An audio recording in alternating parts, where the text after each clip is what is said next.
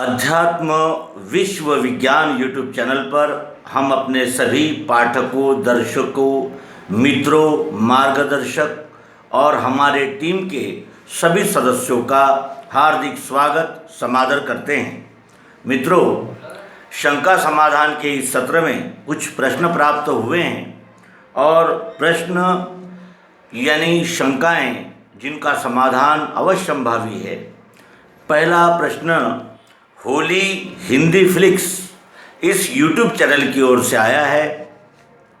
वो कहते हैं कि एक ब्लैक होल नाम का एक स्थान है जो बड़े बड़े ग्रहों को भी निगल लेता है और वो कहते हैं कि इससे ये स्पष्ट है कि ये विश्व जो है ये यानी स्थायी नहीं है और अजर अमर नहीं है, तो इसका भी नाश होता है, ये अविनाशी नहीं है, ऐसा उनका कहना है। और सर्वप्रथम तो हम उन्हें बधाई दें, अभिनंदन करें कि वे इस अध्यात्म विश्व विज्ञान यूट्यूब चैनल पर आए, उन्होंने हमारे एपिसोड्स ध्यान से देखें और उन्होंने अपनी प्रतिक्रियाओं से हमें उपकृत किया है, उत्साहित किया है और इसी तरह हम उनका प्रेम और उनका सहयोग सतत चाहते हैं। अब आइए उनके प्रश्न की ओर चलें। हमने देखा था कि परमात्मा का जो विश्लेषण, जो स्पष्टीकरण अध्यात्म विज्ञान के द्वारा हम करते हैं, उसमें हम कहते हैं कि ये परमात्मा 3 अंगों से जाना जाता है। वस्तु एक ही है, परमात्मा 10 नहीं है, परमात्मा एक ही है, लेकिन उसको जानने के लिए उसका विश्लेषण करना पड़ता है। कोई भी वस्तु हो, किसी भी वस्तु को जानने के लिए उसका विश्लेषण करना पड़ता है। जैसे उदाहरण के लिए हम स्वयं को ही ले लें। अब हमारा अगर विश्लेषण करना है तो इसमें 3 पार्ट्स आपको दिखेंगे। एक पार्ट है जो दिख रहा है, ये हाड़ मांस का 3.5 हाथ का शरीर जो दिख रहा है।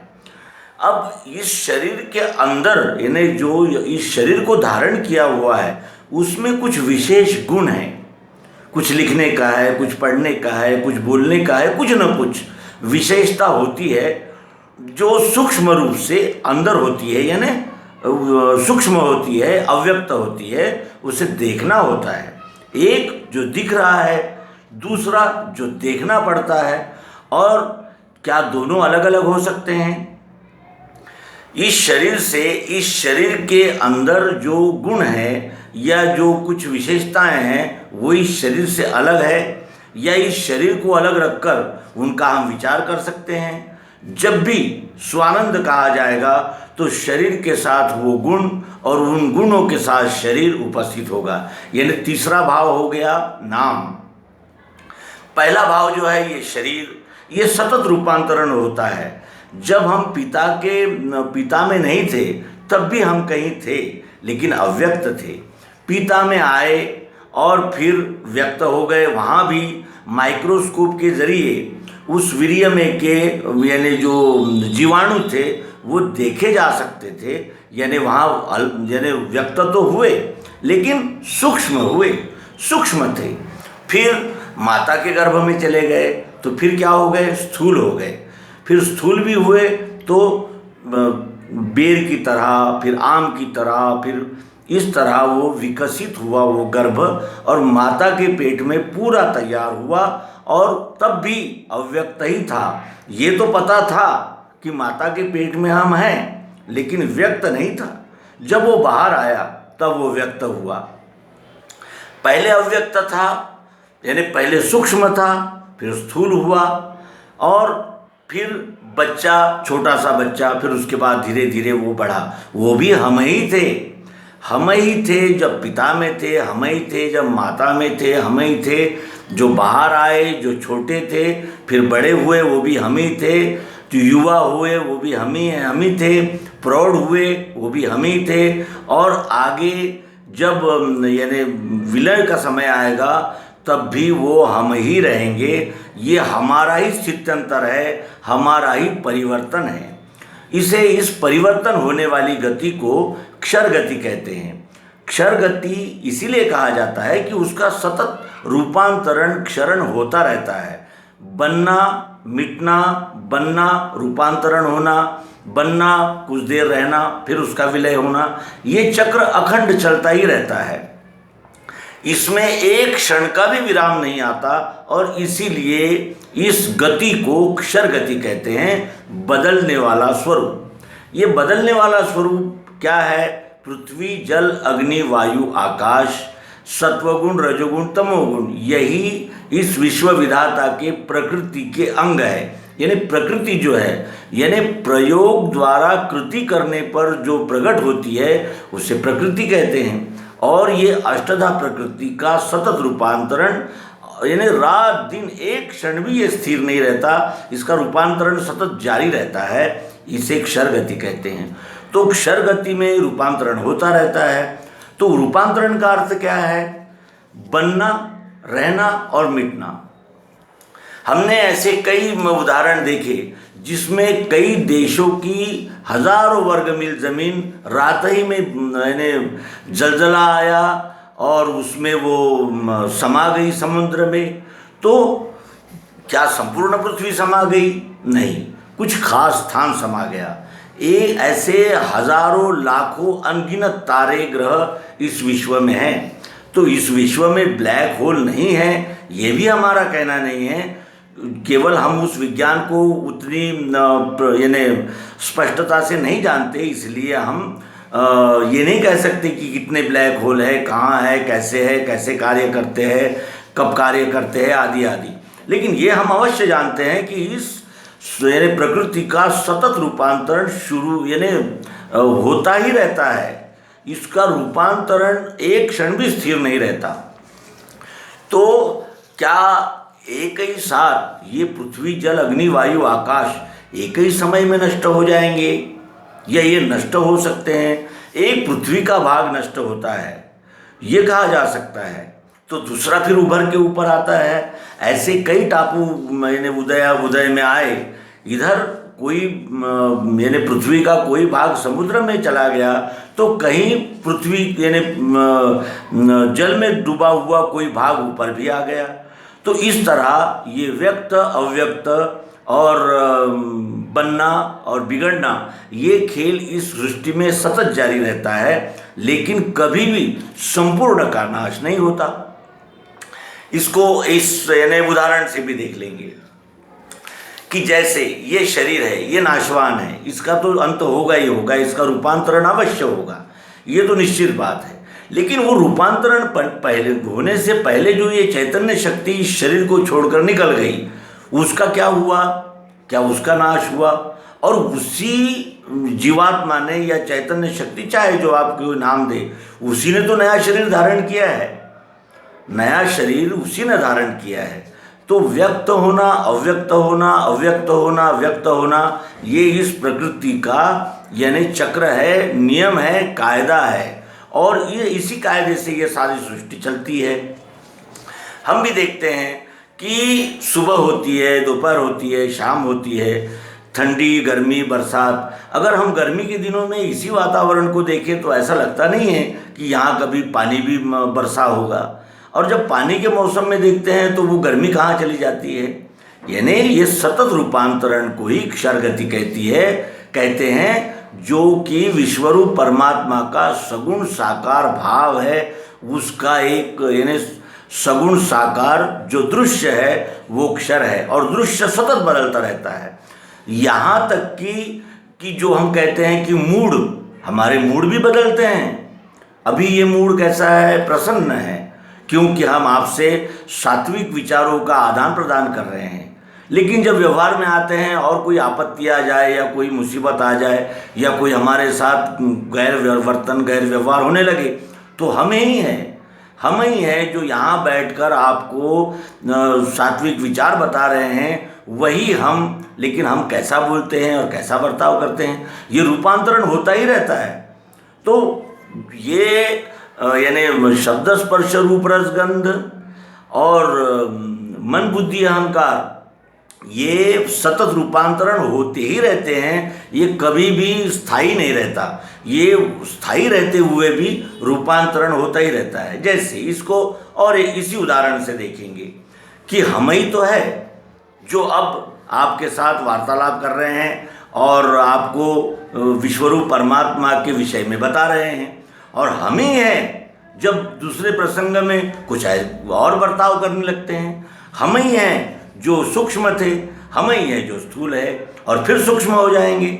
ये चक्र अखंड है, ये घूमता ही रहता है।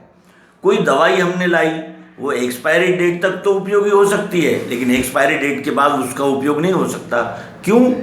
ऐसा क्यों होता है? ऐसा क्यों होता है? ऐसा इसलिए होता है कि अब उसका रूपांतरण होने का समय आ गया। तो ये रूपांतरण होते ही रहता है।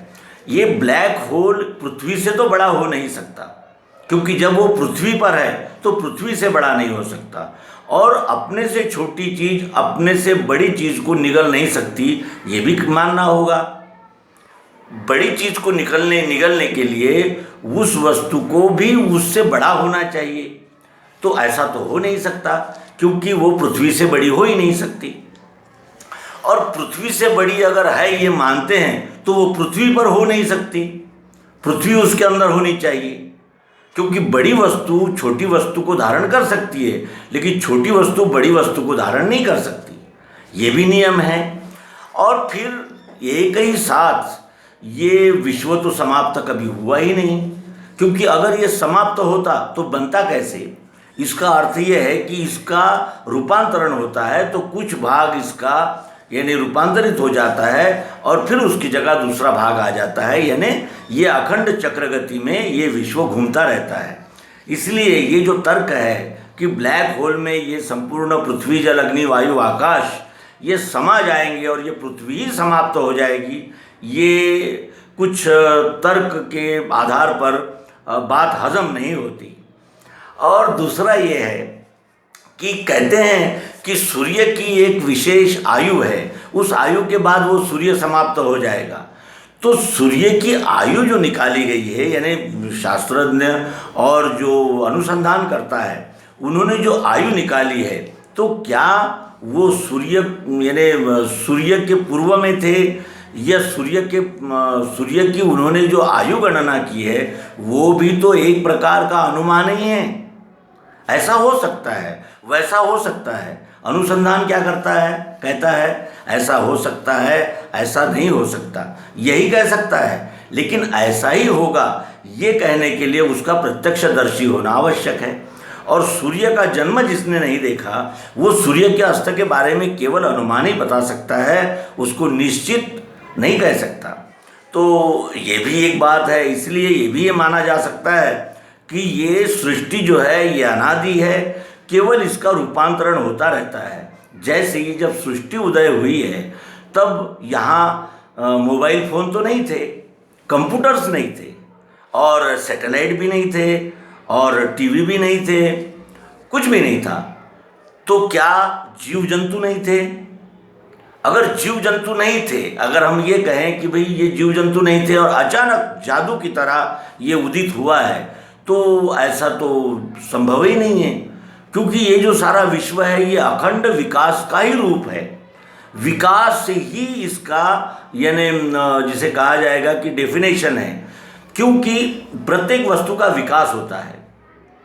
हम जब छोटे थे तो हमारे अभी क्या हुआ? फिर शरीर का विकास हुआ। हम में भी उस समय भी बुद्धि थी, लेकिन अब क्या हुआ है? बुद्धि का विकास हुआ है। और विकास हुआ है तो आगे में क्या होगा? उसका और विकास होगा, और विकास होगा। कब तक? जब तक कि उसका परिवर्तन का समय नहीं आता तब तक। और फिर वही, जैसे एक बालक है, वो पहली से लेकर 10वीं कक्षा का शिक्षण उसने लिया, तो क्या हुआ? वो डिग्री लेकर BA होकर बाहर आ गया। अब क्या हुआ? उसका शिक्षण जो है वो रुक गया, लेकिन समाप्त नहीं हुआ, रुक गया। फिर वो जीवन जिया और फिर वो परिवर्तन उसका शरीर हो गया, फिर वो दूसरी जगह जन्म लिया, तो फिर उसका क्या होगा? क्या वो BA से शुरू करेगा? नहीं, फिर उसे क ख ग घ 1 2 3 4 ये पढ़ना होगा। क्यों? क्योंकि सतत रूपांतरण यही इस विश्व की क्षर गति है। दूसरा, वो कहते हैं कि कलयुग यानी सतयुग, द्वापर, त्रेता और कली ऐसे 4 युग की हमने रचना की। यानी युगों यानी समय को युगों में बांधा, यानी समय पर युगों की कल्पना की। कल्पना क्यों की जाती है? जैसे सुबह होती है और शाम होती है, लेकिन अब 10 बजे हैं, 11 बजे हैं, 12 बजे हैं। क्या सूर्य में कोई घड़ी लगी है या कहीं चांद तारों पर कोई यानी समय दर्शक यंत्र लगा है? नहीं, ये हमने कल्पना की है कि भाई सुबह ये इतने बजे सूर्य यानी सूरज उगता है, इतने बजे वो इतने बजते हैं, फिर सूरज जब दोपहर में आता है तो 12 बजते हैं। फिर ये मनुष्य ने अपने सहूलियत के लिए, अपनी सुविधा के लिए उसे बांध दिया है, यानी उसका जिसे कहा जाएगा क्रम दे दिया है। उसी तरह ये सतयुग, द्वापर, त्रेता और कली, ये मनुष्य ने यानी भारतीय तत्व चिंतन ने, भारतीय तत्व ज्ञान ने ये युगों की कल्पना की है, इसलिए कि समय और उस समय में प्रस्तुत होने वाली परिस्थितियों का उचित आकलन होना चाहिए। इसलिए हमारे मनीषियों ने युगों की कल्पना की। और कल्पना करने का क्या कारण था? युग बदलते ही क्या बदल जाता है?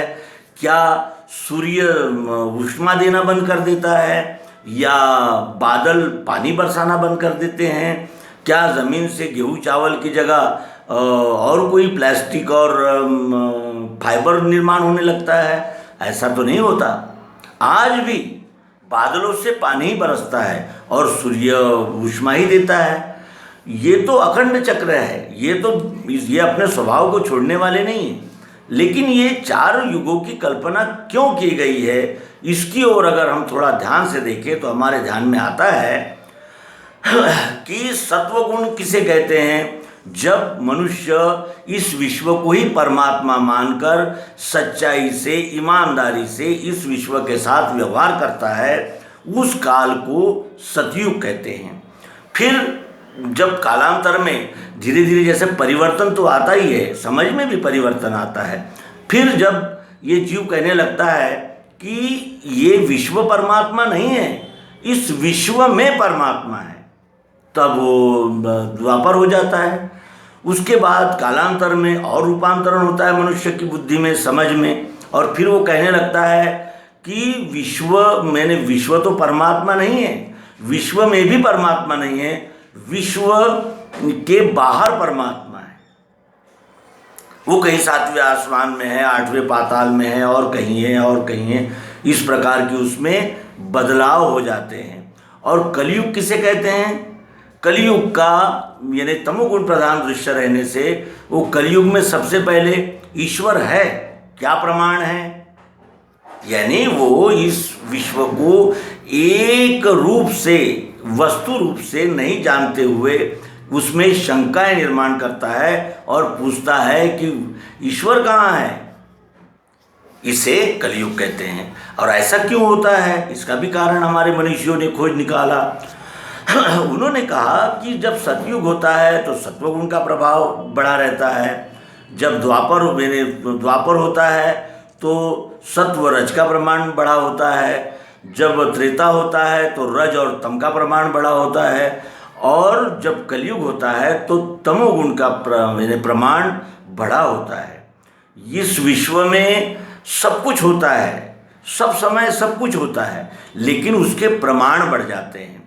यानी अच्छाई का प्रमाण, अच्छाई बुराई का प्रमाण, बुराई का प्रमाण और एकदम बुराई का प्रमाण। इस तरह ये कालांतर में ये सतत चक्र चलता ही रहता है। ये 4 युगों की गणना हमने इस विश्व के संचालन की गति को एक जिसे कहे जाए कि आकलन करने के लिए बांधा गया। उनका प्रश्न है कि कलयुग का समय कितना है, ये बताइए। तो कलयुग का समय तो ये भी अनुमानी है, और शुरुआत में अनुमान तो करना ही पड़ता है, क्योंकि अनुमान करके ही किसी भी अनुसंधान का आरंभ होता है। तो इसका अनुमान है 4,20,000 वर्ष इस कलयुग की उम्र है, आयु है। और इसके लिए अगर आप प्रमाण मांगेंगे तो वो प्रमाण तो वही बताया जा सकता है कि अनुसंधानकर्ताओं ने अपनी किताबों में लिख रखा है। तो ये कोई भी अनुसंधान करता हो, अगर वो किसी चीज़ का यानी अंदाज़ा लगा रहा है, अनुमान लगा रहा है, तो उसको एक इस दृष्टि से देखा जाता है कि हो सकता है ऐसा भी हो, लेकिन उसको निश्चित नहीं कहा जा सकता। तो यहाँ होली हिंदी फ्लिक्स इस YouTube चैनल के जो हमारे प्रश्नकर्ता है उनका हार्दिक धन्यवाद करते हैं कि उनके निमित्त से हमको भी इस विषय का चिंतन मनन करने का अवसर प्राप्त हुआ, और आशा करते हैं कि वे आगे भी हमसे संवाद बनाए रखेंगे और अपने आधुनिक और वैज्ञानिक सोच से हमें भी अवगत कराते रहेंगे, जिससे हमारी समझ परिपक्व और विकासोन्मुख हो। तो दूसरा प्रश्न आया है कि अपनी आत्मा का दर्शन कैसे करें और आत्मस्थ कैसे हो। अपनी आत्मा का दर्शन कैसे करें, इसी पिंड को आधार बनाकर हम इस प्रश्न की ओर देखें। अपनी आत्मा का दर्शन कैसे करें, क्योंकि आत्मा जो होता है उसको देखना होता है। अपनी आत्मा, अब ये इसका भी और उदाहरण देखेंगे। हम अपनी आत्मा को देखना चाहते हैं, तो क्या हमारी आत्मा हमसे स्वतंत्र होकर दिख सकती है? ये नाक है, ये कान है, क्यों? क्योंकि ये हमारे दृश्य है। लेकिन हम जो है, हमारी जो आत्मा है, जो चैतन्य शक्ति है, क्या वो हमसे अलग हो सकती है? और हमसे अलग हुए बगैर क्या हम देख सकते हैं? कभी नहीं। ये आँखें हैं, आँखों से हम सब कुछ देख सकते हैं, लेकिन हम अपनी आँख को नहीं देख सकते। नाक से हम सभी सुगंध ले सकते हैं, लेकिन नाक का सुगंध नहीं जान सकते। क्यों? क्योंकि वो इसी शरीर का अंग है। जब तक ये हाथ को हम देख सकते हैं, क्योंकि हाथ हमें दिखता है, लेकिन हम अपने आप को नहीं देख सकते। इसका अध्यात्म विज्ञान की दृष्टि से थोड़ा विचार करेंगे तो आपके समझ में बात आ जाएगी कि ये पुस्तक है, ये पुस्तक शब्द है, स्पर्श है, रूप है, रस है, गंध है। ये पुस्तक अच्छी है, ये पुस्तक अच्छी बुरी भी हो सकती है और बुरी भी हो सकती है। ये सब कुछ है, ये प्रकृति है साकार, इस पुस्तक का साकार रूप है ये। लेकिन इसमें जो व्याप्त है चाहत, ज़रूरत, प्रियत्व, वो हमको देखना है। तो हमें इस पुस्तक के अलावा वो दिख जाएगा क्या? नहीं, क्योंकि उसी चाहत, ज़रूरत, प्रियत्व ने यह आकार धारण किया है। चाहत, ज़रूरत, प्रियत्व ने यह आकार धारण किया है, चाहत, ज़रूरत, प्रियत्व ने यह आकार धारण किया है। तो चाहत, ज़रूरत, प्रियत्व को वस्तु से अलग देखा ही नहीं जा सकता, क्योंकि चाहत, ज़रूरत, प्रियत्व के साथ ये वस्तु है, और चाहत, ज़रूरत, प्रियत्व ही इस वस्तु का स्वभाव है, और इसका स्वभाव भी चाहत, ज़रूरत, प्रियत्व है। और चाहत, ज़रूरत, प्रियत्व की वजह से ही ये सारी वस्तु यानी प्रकट हुई है, हमारे समक्ष आई है। तो कहने का आशय यह है कि मिठास को इसीलिए सर्वांग योग में भगवान श्री मायानंद जी चैतन्य कहते हैं कि मिठास को हुई इच्छा देखो निज स्वरूप में, तो क्या देख सकती है नेत्रों से निज रूप को। अगर चाहत, ज़रूरत, प्रियत्व को अपना स्वरूप देखने की इच्छा हो जाएगी, तो क्या वो अपना स्वरूप देख सकती है? होते ही वृत्ति नेत्रों से देखना निज रूप, तो जब भी हमारी वृत्ति अपना निज रूप देखने की होगी, होते ही वृत्ति देखना निज रूप, तो दिखेगा विश्व ये सारा, यही उसका स्वरूप है। अगर हम अपने आप में की मिठास देखना चाहेंगे तो यह आकार के साथ ही दर्शित होगी। इस आकार को छोड़कर मिठास रह नहीं सकती। ये पुस्तक से अगर हमने इसमें की चाह जरूरत प्रियत्व निकाल दिया तो क्या ये वस्तु का अस्तित्व रहेगा? और चाह जरूरत प्रियत्व कब दिखेगा? जब ये साकार रहेगा। तो इस तरह अक्षर और अक्षर इन दोनों का लय नाम में यानी पूर्ण में हो जाता है। अगर हम अक्षर भाव को देखना चाहते हैं जो कि निर्गुण निराकार है, तो वो सगुण साकार के साथ ही देखा जा सकता है, सगुण साकार में ही देखा जा सकता है।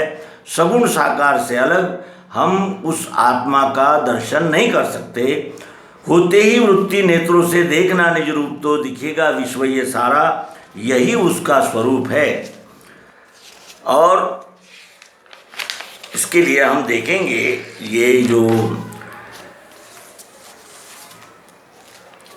कहते हैं कि अब अक्षर आत्मा को जानने की सुरीति ये लखाते हैं, इसे लेना श्रद्धा से सात्विकी ही।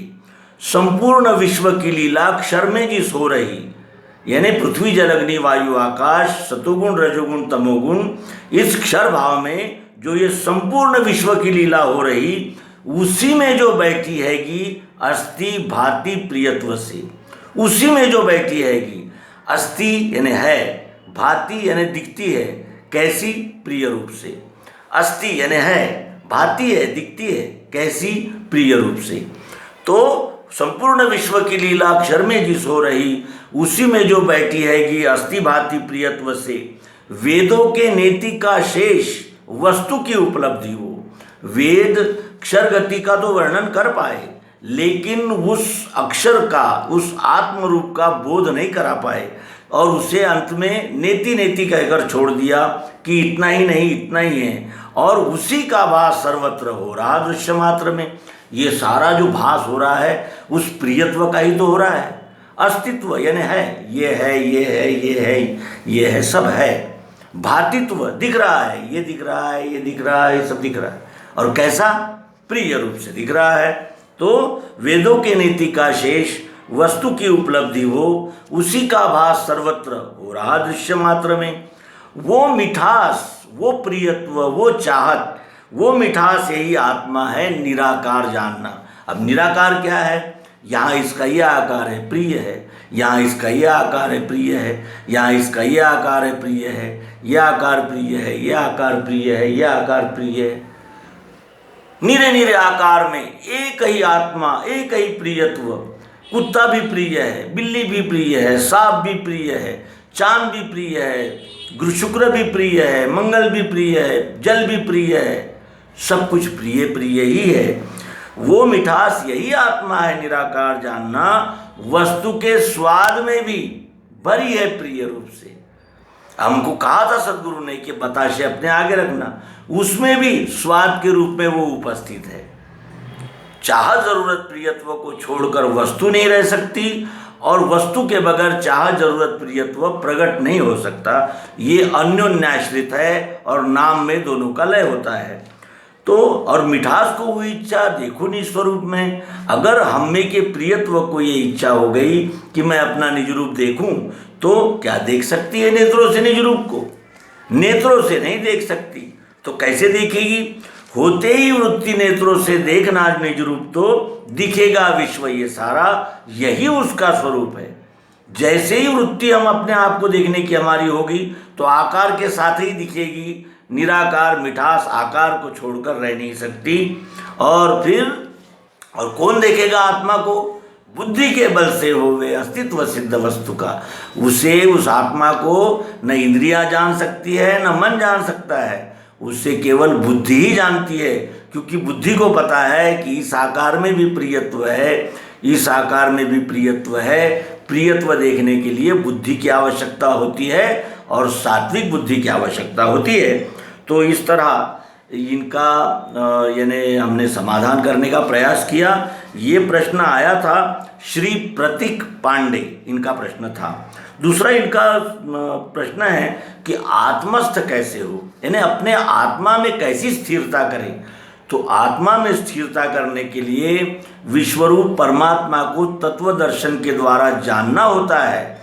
और जब ये पता चल जाता है कि ये विश्व से ये पिंड अलग नहीं है और इस पिंड से ये विश्व अलग नहीं है, ये इसी का एक अंश है और ये अंश भी उस अंश से ही उदय हुआ है और ये अंश भी उसी अंश में मिल जाएगा। ये जब पता चलता है तब मनुष्य आत्मस्थ होता है, यानी इस विश्वरूप को जानकर इस विश्वरूप की सेवा में संलग्न हो जाता है। ये कहते हुए यहाँ शंका समाधान के ये सत्र को समापन करेंगे। आप सभी से हार्दिक प्रार्थना है कि कमेंट बॉक्स में अपनी प्रतिक्रियाएं देकर हमें उपकृत करेंगे। धन्यवाद। सद्गुरु भगवान की जय। विश्वरूप परमात्मा की जय।